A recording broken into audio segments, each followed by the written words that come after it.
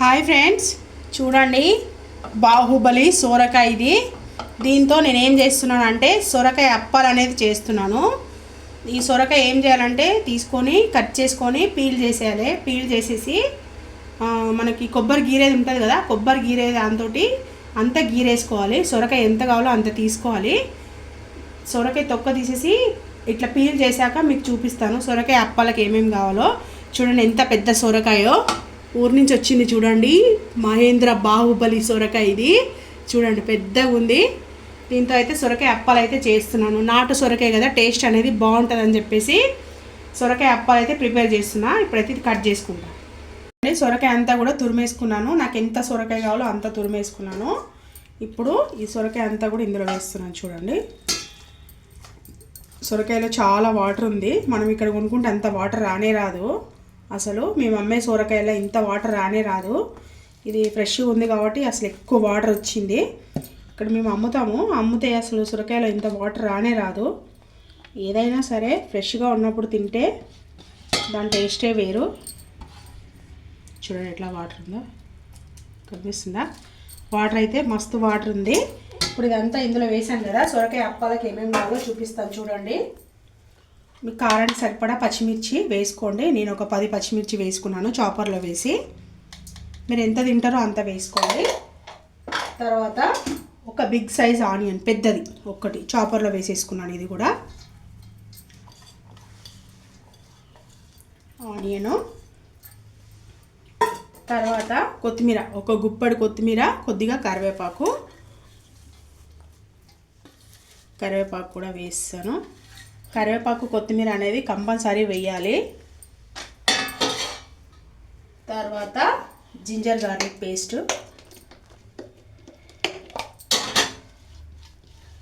చూడండి ఒక స్పూన్ ఉంటుంది. జింజర్ గార్లిక్ పేస్ట్ ఒక స్పూను. తర్వాత సాల్ట్, టేస్ట్కి తగినంత సాల్టు. కారము, ఉప్పు టేస్ట్కి తగినంత వేసుకోండి. కొద్దిగా ఏమంది ఎక్కువ తింటారు, కొంతమంది తక్కువ తింటారు. తర్వాత బియ్యం పిండి,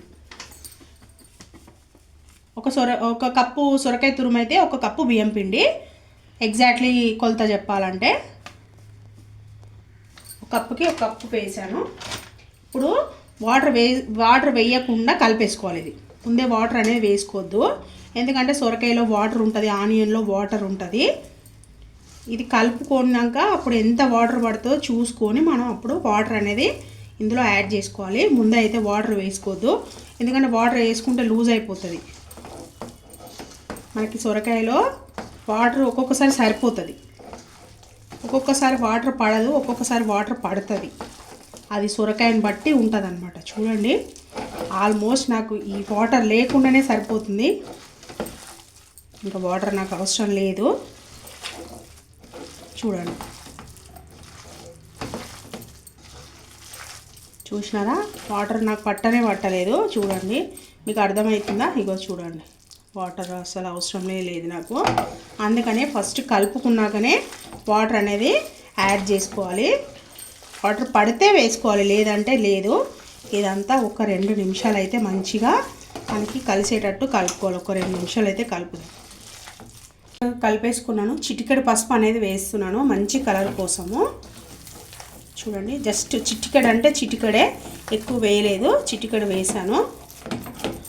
ఇది మనం వెంటనే వేసుకోవచ్చు, నానాలి అట్లా అని ఏం అవసరం లేదు. చూడండి, నాకైతే ఒక్క చుక్క వాటర్ కూడా పడలేదు, అంత సొరకాయతోటే సరిపోయింది. అందుకనే ఫస్ట్ కలిపాకనే వాటర్ అనేది యాడ్ చేసుకోండి, ముందైతే యాడ్ చేసుకోవద్దు. కడాయి అయితే పెట్టేసుకుంటున్నాను.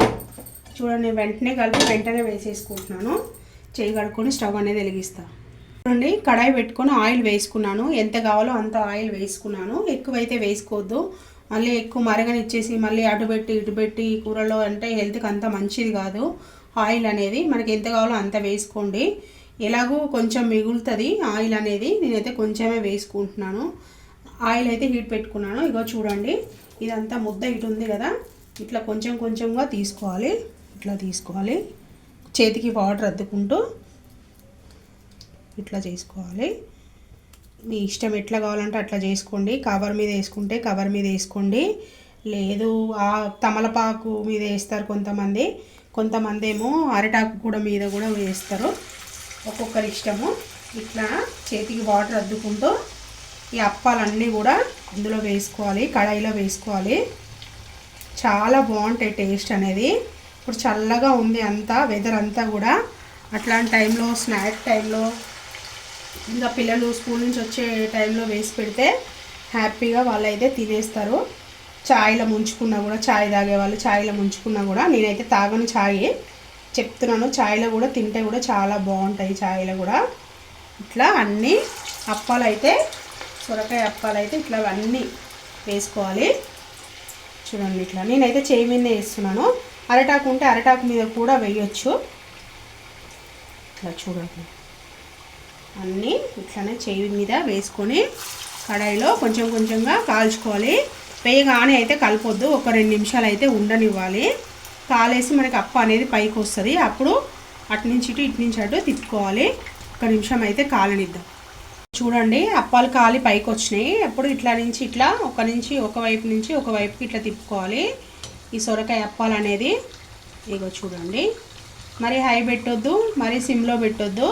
మంచి కలర్ వచ్చే వరకు అయితే మనము అప్పాలు అనేది ఇట్లా కలర్ వచ్చే వరకు అయితే మనము ఈ అప్పాలు అనేది కాల్చుకోవాలి. అన్నీ కూడా ఇట్లనే వేసుకోవాలి. మొత్తం ఉన్న పిండి అంతా కూడా అన్నీ ఇట్లనే వేసుకోవాలి.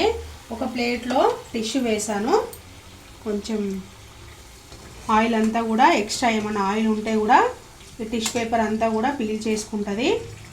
ఇంకో చూడండి ఈ అప్పాలన్నీ కూడా మంచిగా కాలిపోయినాయి.